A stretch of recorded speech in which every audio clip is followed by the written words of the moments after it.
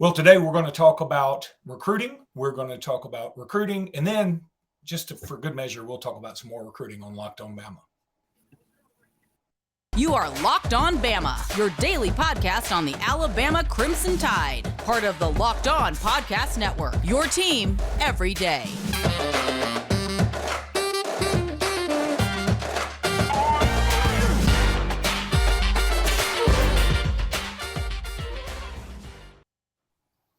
Hey, everybody, and welcome back into Locked On Bama. Luke Robinson, that's me. Jimmy Stein, that's him. Jimmy, how are you today? I'm good, and I'm sure people have noticed I have never looked better on the show. You haven't. And for those who don't know, and I will give them a quick preview, Jimmy has bought a new Dell computer, and the camera is gone for some reason. So what we have decided to do, because we do want to go ahead and cut this, because I'm getting on a flight, and we have a lot of stuff to talk about. So every time Jimmy talks, I'm just going to put up a still photo of Jimmy. I tried to find some good ones. It wasn't easy. No, Jimmy, it doesn't exist. Let's go ahead and talk about. Let's go ahead and wrap up the scrimmage from Wednesday. Here's a good Alabama thing, though. The best picture of me ever taken that I like of myself, and let me say, it's probably the only. I hate the way I photograph. There is a picture of me that I really like, and Nick Saban is in the photo. That's all I can say. There is a picture of me that I like. Wow, that is easily the best picture of me I've ever seen, and Nick is in the photo. So that's pretty amazing. I give 100% of the credit to, of course, Nick Saban. He can control the weather. He can control how he photos. All right, Jimmy, also something is going on with your audio is a little scratchy, even from when we were talking earlier. So you might want to back away from the mic or something like that. That could be what that is. But what I do want to ask you about, Jimmy, on the videos where we get the comments, a lot of people have asked about tight ends. Everybody at Alabama loves the backup quarterback, and they love tight ends. I don't know why. We just always do. It's in our DNA. And, the tight end that apparently made the most noise at scrimmage last Saturday is Danny Lewis, who was almost like an afterthought throw-in signee late in the game last year out of Louisiana. Could he be the guy that makes the most noise at tight end, or will it be somebody like Amari Niblack or, the Kitzelman? What do you think? Yeah, I wouldn't assume too much about Danny Lewis. I think it's just too. Hey, that's a great. That is a great photo. You still got me in it, kind of.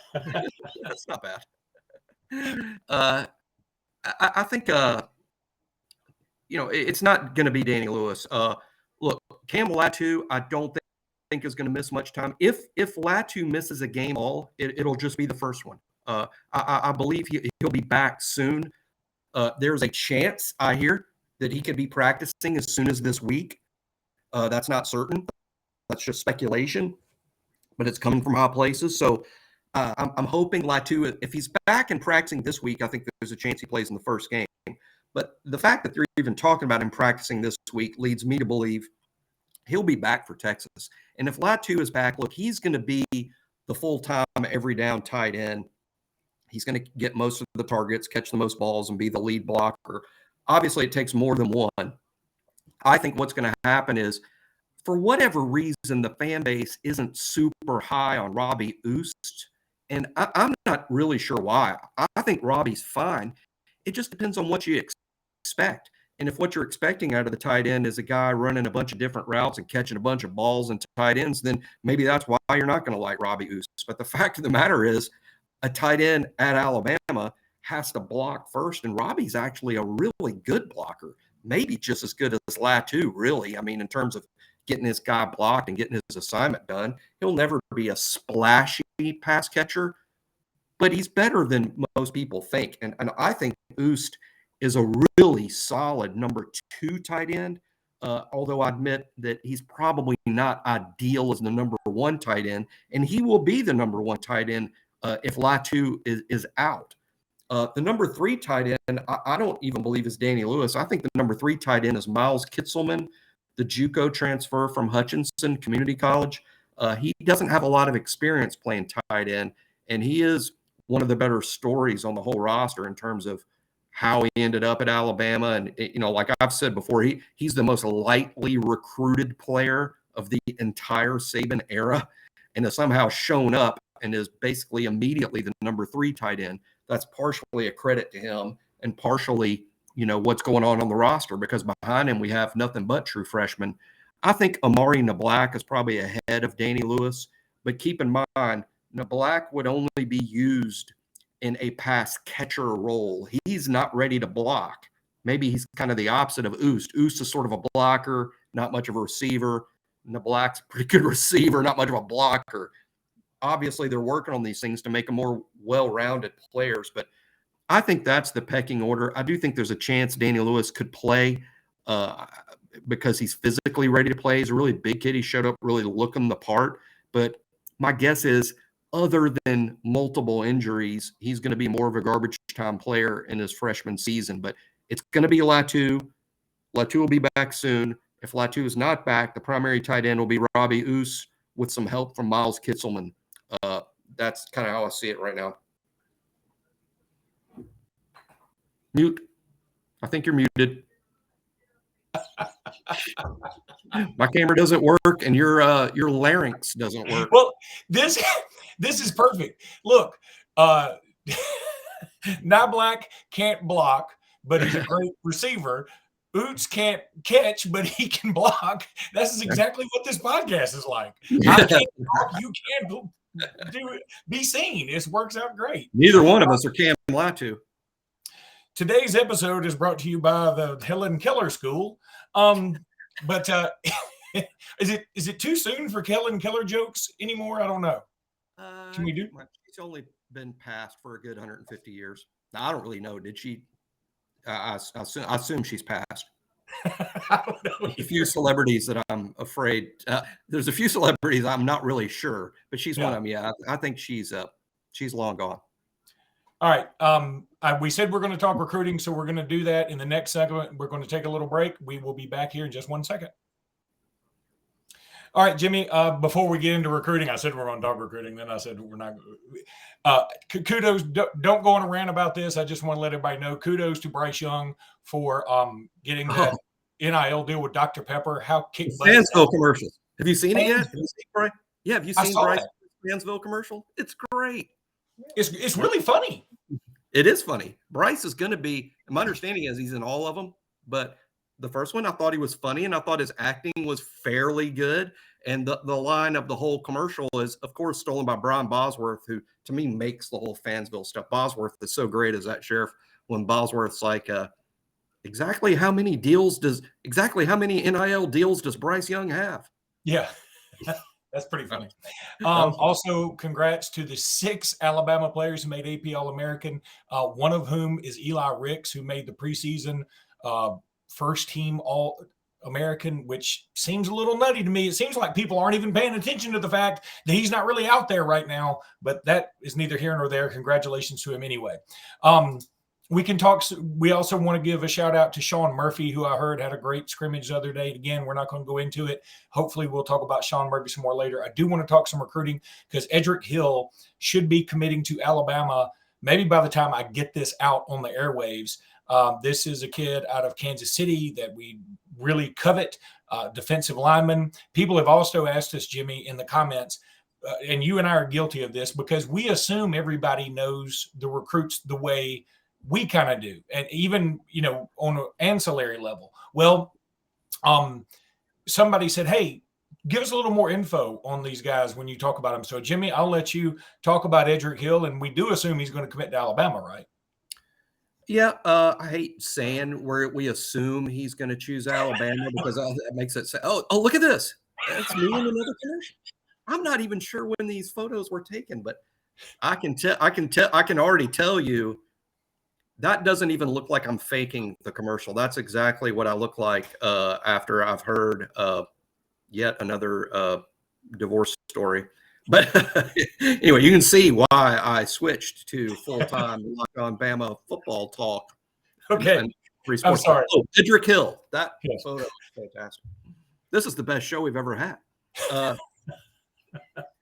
Edric Hill is a defensive lineman from the St. Louis area. Well, he's from actually Kansas City, I think. Edric is, as far as on three is considered, I believe he is the number 16 defensive lineman in the entire country. He's about 6'3", 285 pounds. I counted up myself today. He has at least 23 Power 5 offers. He has been a high priority for Alabama from the get-go. He came to Alabama's camp.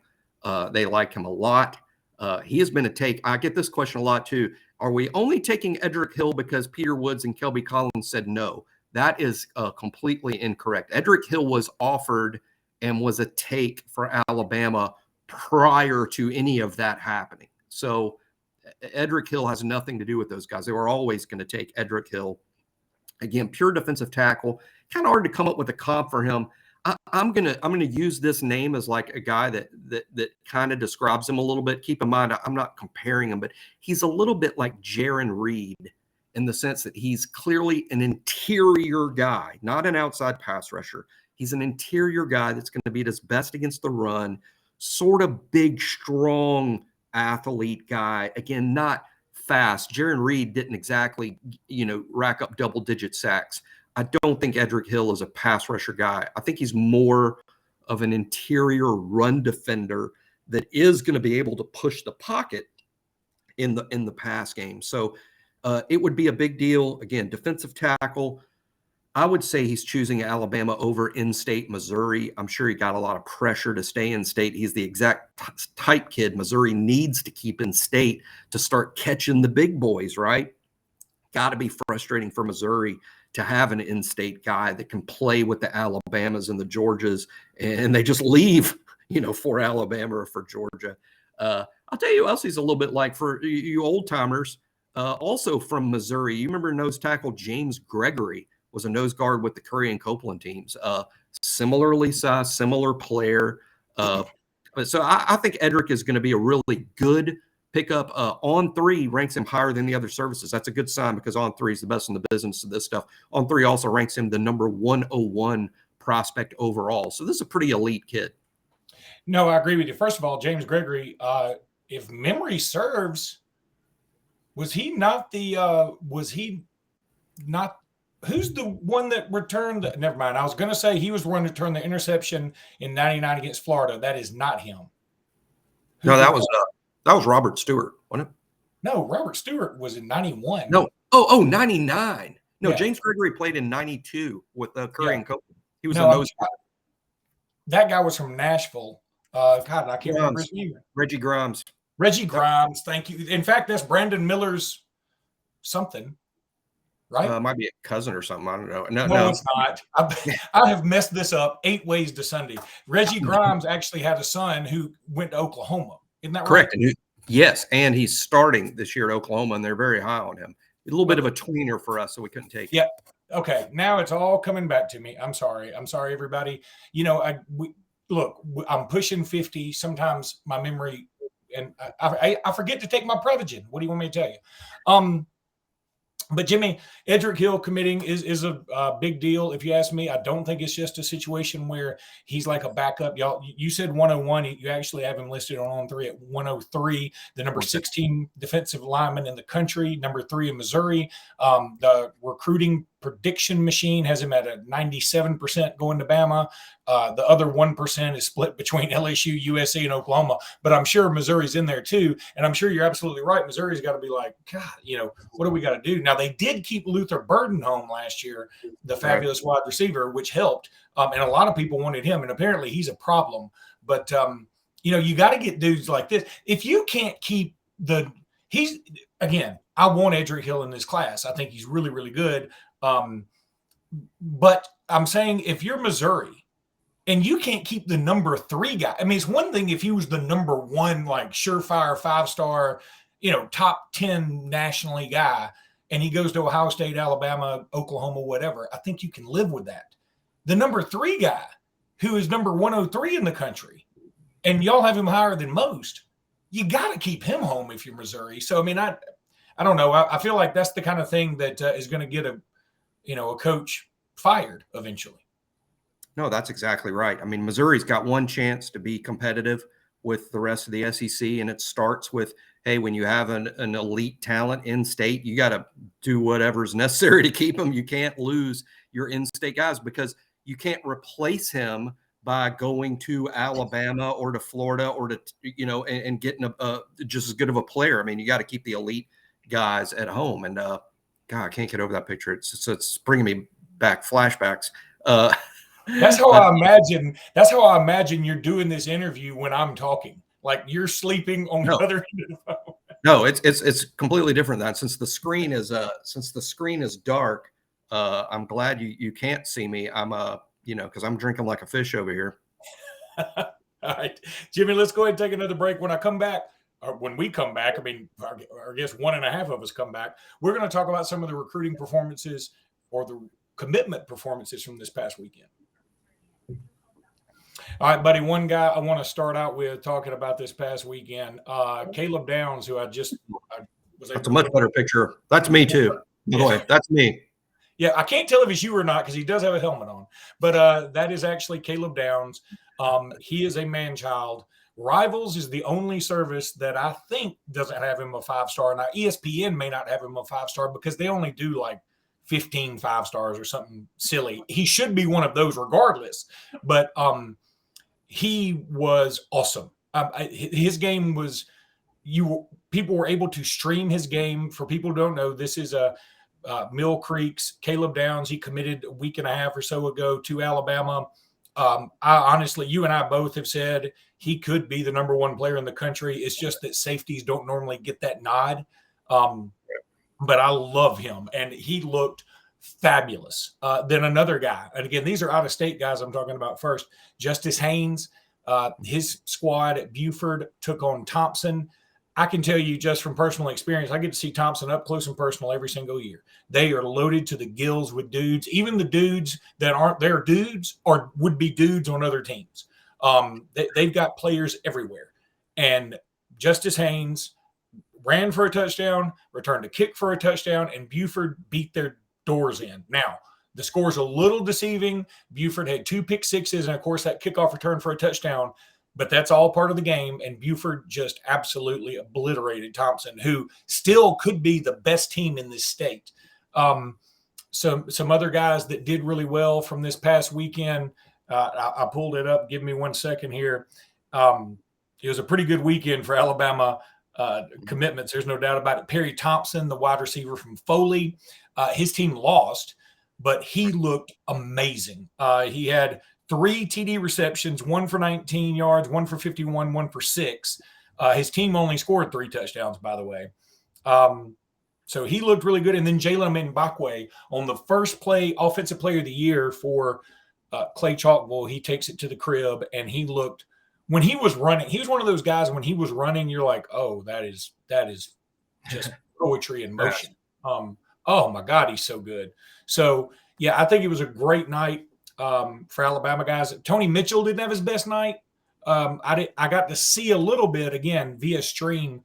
And one time Justice Haynes did put him on skates. But again, when you lose 38-7, it doesn't really much matter. Peter Woods apparently was dominant though.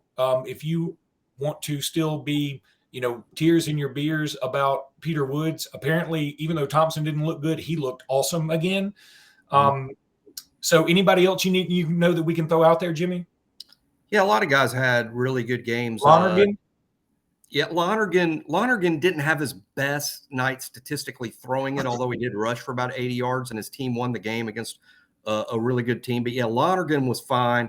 I think of all of our guys this weekend, I was most impressed by, 2 guys you mentioned, Caleb Downs and Justice Haynes. Caleb Downs in particular further convinced me that he might be the best player in the whole country. I mean, Caleb Downs he's awesome. And people that have listened to the show for a long time or know me for a long time know that I'm not really the hyperbole guy. Not really. I try to stay away from that. I try to be as realistic as I can.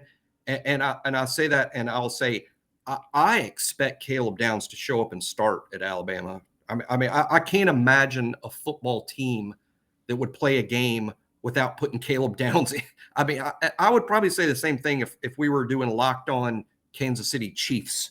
You know what I'm saying? I mean, Caleb Downs is ridiculously talented, and we've had a lot of good ones at Alabama. And I probably said something similar about Julio, you know, that Julio would be our best receiver the day he shows up. Now, that was 13, 14 years ago. Caleb Downs, I think, is sort of the same thing. Caleb Downs will show up and possibly be our best defensive back the day he gets off the bus from high school. He's that crazy gifted. You're muted again. Your larynx isn't working. This has been, I mean, you really threw me off. You know what this is like? This is early in the game, early in this podcast, I had an interception and I hadn't been able to shake it. You threw a defense at me that I wasn't expecting. It's just me and a black screen because your video doesn't work. And I'm just I've been fumbling ever since. I got to get my mojo back. But Jimmy, so that's going to do it for today's podcast. We will be back tomorrow with actual video from Jimmy Stein somehow, some way. We promise. No, I can drink during the show when we do it this way. Or, you know, Jimmy might not have pants on. It's hard to tell because his camera doesn't work, to the delight of us all. But all right, that's going to do it for today's episode, everybody. Appreciate y'all listening, man. Appreciate all the new listeners, man. You guys are rock. Jimmy also, he said he's run into some people like, hey, I love the show. That's great. We appreciate you guys so much. Thanks for watching. Thanks for bearing with us on some of these issues. We are going to be switching. I'm hearing providers or whatever this streaming thing is eventually. I don't know. So that may help with some of these issues too. But I think it's more likely user error on both of our ends. But that being said, the internet. Roll Tide, everybody. Roll Tide.